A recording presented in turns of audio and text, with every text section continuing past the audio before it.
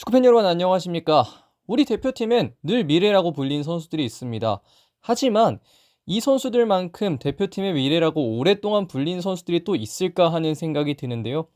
같은 해에 태어나 K리그에서 괜찮은 활약을 보여주면서 대표팀의 미래로 불렸던 3명의 윙어, 99년생 윙어 3명, 올해엔 유럽에 갈 수 있을까요? 지금부터 한번 어떤 선수들인지 보도록 하겠습니다.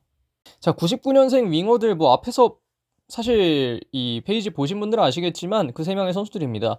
이 선수들의 공통점을 좀 봐보자면 항저우 아시안 게임에서 금메달을 획득했습니다. 3명의 선수 모두 항저우 아시안 게임 최종 명단에 들었고 황선홍호에서 괜찮은 활약을 다들 보여주면서 결국은 금메달 따고 군 면제까지 받으면서 이제 유럽 진출에 대한 제약은 크게 사라진 상황인데요.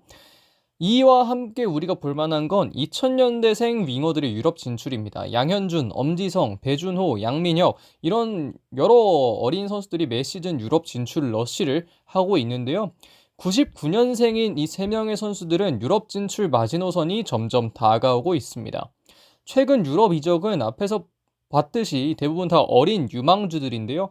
3명의 선수들은 간다면 즉시 전력으로 이적을 해야 합니다. 그렇기 때문에 이제는 유망주로서의 영입이 아니라 즉시 전력으로서의 이적이기 때문에 그러한 면에서도 역시 마지노선이 다가온다고 생각을 할 수 있겠는데요. 3명의 선수 모두 링크가 없었던 게 아닙니다. 기존에 유럽에 관심을 받던 선수들이고 그래서 가능성이 아예 없진 않다고 우리가 확인을 할 수 있겠는데 이 선수들에 대해서 좀 더 세세하게 앞으로 좀 살펴보도록 하겠습니다. 자, 우선 소개할 선수는 엄원상 선수입니다. 울산 HD의 윙어 엄원상은 33경기 5골과 4개 도움을 지난해 기록을 했는데요. 엄원상을 소개할 때 가장 먼저 따라붙는 건 역시 스피드입니다. 스피드는 여전히 국내 최고 수준이고요. 어느 리그를 가던 그 리그에서 역시 최고 수준으로 아마 분류될 겁니다. 엄원상은 울산으로 오면서 하프 스페이스 공략에 대한 강점을 지니고 있었고 뒷공간을 파는 데에도 어느 정도 능력이 있는 선수였는데요. 물론 세밀함에서는 다소 약점이 있다는 평이 많았지만 폼이 좋을 때 특히 2022년 같은 경우에는 득점도 많이 기록을 하면서 마냥 세밀함이 부족한 것만은 아니다라는 걸 보여주기도 했습니다. 대표팀 기록을 보면 출전 기록은 8경기가 되는데요. 최근 출전 기록은 2024년 6월 싱가포르전이었습니다. 사실 이 전까지는 22년이 가장 최근이었는데 지난해 또 6월에 선발이 되면서 경기를 뛰었던 그런 경험이 있고요. 사실 엄원상이 유럽 진출을 위해서 가장 중요한 건 스포츠 헤르니아에서의 빠른 이탈입니다. 어떻게 보면 지금 이미 어느 정도는 돌아왔다고도 볼 수 있겠는데 스포츠 헤르니아라는 부상이 또 빠른 선수들 이런 선수들에게 좀 종종 나타나곤 하는 증상인데 원상 선수가 지난해 약간의 부침을 겪었던 건 결국 이 문제가 가장 컸는데요. 시즌 후반기를 거의 날리고 그렇게 되면서 이제 부상을 치료했던 만큼 엄원성 선수도 본인의 어떤 능력을 좀 새롭게 다시 한번 불러일으키기 위한 노력을 좀 해야 될 것으로 보이는데요.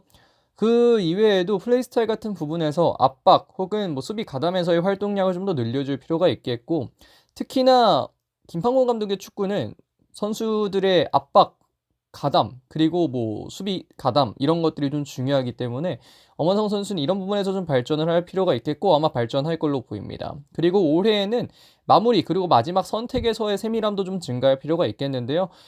본인도 본인의 장점과 단점을 잘 알고 있는 만큼 이런 부분에서는 알아서 잘 노력을 하지 않을까 싶고 이런 부분에서 발전이 있다면 충분히 이번 여름에도 여러 유럽 팀들이 노릴 수 있지 않을까 하는 생각이 좀 듭니다. 자, 다음은 FC 서울의 조영욱입니다. 조영욱은 지난해 29경기 동안 4골과 4개 도움을 기록했는데요. 조영욱은 공격진 어디든 소화할 수 있는 좋은 능력을 가지고 있습니다. 클러치 상황에서도 좋은 능력을 많이 보였고 이건 서울에서나 대표팀에서나 모두 그랬었는데 결정력이 아쉽습니다. 클러치 상황에서는 잘 넣었는데 평상시에 이 결정력이 아쉬운 경우가 좀 있습니다. 그래서 사실 슈팅 몬스터라는 별명에 약간은 걸맞지 않은 공격 포인트 생산력이 지난해에도 나왔었는데 물론 부상 문제도 있었고 점점 폼을 올라가다가도 다치고 이런 문제도 있었지만 지난해만큼은 결정력 부분에서 쉽지 않은 모습을 보여주기도 했습니다. 대표팀 기록을 보면 4경기 동안 한 골을 기록했고 최근 출전은 22년 7월 일본과의 경기였는데요. 조영욱은 늘 유럽과 연결이 되었던 선수입니다. 21년에도 그렇고 20년에도 그렇고 언제든 독일 2부나 이런 리그들과 좀 연결이 많이 되었었는데 저는 개인적으로 조용욱이 유럽 진출하기 위해서는 전반적인 경기 영향력이 조금 더 높아져야 할 필요가 있다고 생각합니다. 이 선수 뭐 많이 띄워주고 전방에서 특히 지금 서울이 톱이 없는 상황이잖아요. 그 외국인 선수를 데려온다고 해도 지금 당장 바로 경기에 뛸 수 있는 상태는 아닐 거기 때문에 어쨌든 시즌 초반에는 조용욱이 톱으로 나설 가능성이 높은 상황에서 전방에서의 압박도 그렇고 그리고 전반적인 공격에서의 뭐 영향력도 그렇고 여러 부분에서의 발전이 있어야 된다는 생각이 좀 들고 득점 관련 부분에서도 올해에는 좀 더 보여줘야 되고 부상 없이 한 해를 온전히 치르게 된다면 뭐 여름이든 겨울이든 조영욱 선수는 여전히 포텐이 있는 선수이기 때문에 이런 포텐이 어느 정도만 좀 터져준다면 유럽에서 역시 좀 관심을 가질 수 있을 걸로 보이는데요.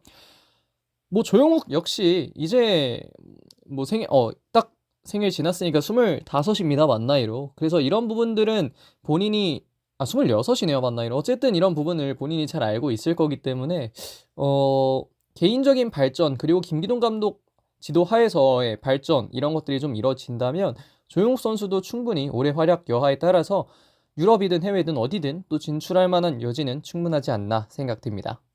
자, 마지막은 전북현대의 송민규입니다. 송민규는 지난해 33경기 동안 8골과 6개의 도움을 기록했습니다.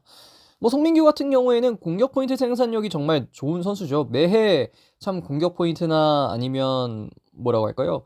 여러 가지 부분에서 좀 좋은 능력들을 많이 보여줘 왔는데 피지컬 싸움에서도 크게 밀리지 않는 선수고요. 압박에 대한 기여도 역시 지난해 조금 더 괜찮아진 모습이 있고 지금 이 3명의 선수 중에서는 지난해 기록이 가장 좋았던 선수입니다. 유일하게 10개 공격 포인트를 넘겼는데요.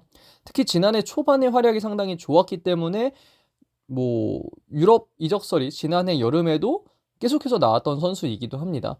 대표팀에서도 가장 많이 뛰었고요. 14경기 한 골이고 최근에는 이제 태국과의 2024년 3월에 있었던 2차 예선 경기 뛰었었는데 앞에서 말씀드렸다시피 송민규는 3명 중 가장 유럽에 가까운 상황입니다. 아무래도 피지컬적으로도 가장 강력하고 그리고 전반적으로 꾸준한 폼을 계속 보여주고 있기 때문에 그런데요. 저는 송민규가 유럽에 조금 더 확실하게 진출하기 위해서는 지금 모습을 하던 대로 하되 파괴력을 조금 더 가져가줘야 하지 않을까.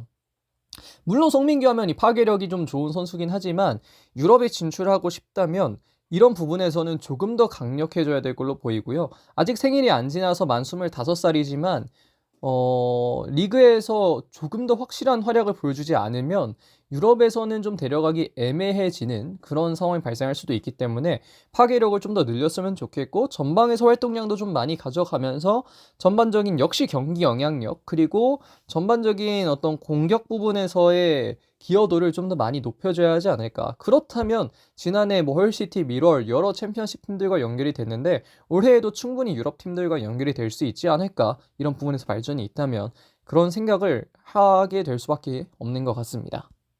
자, 그렇게 해서 여기까지 간단하게 99년생 윙어들에 대해서 좀 이야기를 드려봤습니다.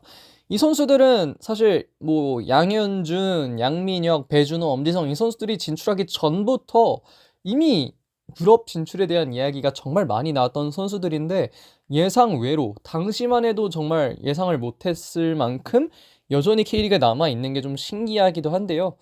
계속 이렇게 가게 된다면 본인들의 꿈을 이루지 못할 가능성도 있습니다. 올해가 정말 발전해야 할 중요한 시점이고 본인들의 커리어에서의 가장 큰 변환이 있을 만한 시점이기 때문에 이 선수들은 좀 뭐랄까요? 개인적인 발전과 더불어서 팀 성적에도 기여하고 이런 부분들이 올해는 좀 나와줘야 할 걸로 보이는데요. 뭐 여전히 올해 시즌 아직 남았고 여전히 시간이 많이 남았기 때문에 본인들이 잘 갈고 닦아서 뭐 좋은 경기력 보여주고 좋은 모습을 보여주기를 바라는 마음이 좀 있습니다. 자, 이번 영상은 여기서 마무리하겠습니다. 고맙습니다.